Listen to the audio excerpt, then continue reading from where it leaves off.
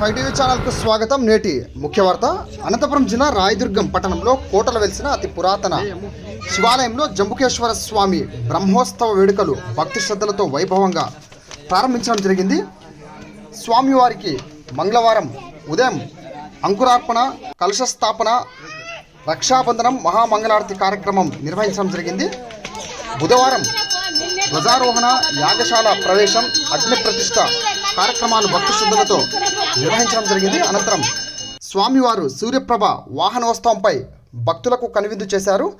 స్వామివారి ఆలయం నుండి వినాయక సర్కిల్ వరకు సూర్యప్రభ వాహనోత్సవంపై మంగళ వాయిద్యాల నడుమ ఊరేగింపు కార్యక్రమాన్ని ఘనంగా నిర్వహించడం జరిగింది. దారి పొడవునా భక్తులు మంగళహారతులు అందించి వారి మొక్కులను తీర్చుకోవడం జరిగింది. రేపటి రోజు అనగా గురువారం రోజు స్వామివారి సింహ వాహనోత్సవంపై భక్తులకు కనువిందు చేయనున్నట్లు పురోహితులు రామకృష్ణ స్వామి, ఆలయ ఈవో నరసింహారెడ్డి తెలియజేయడం జరిగింది.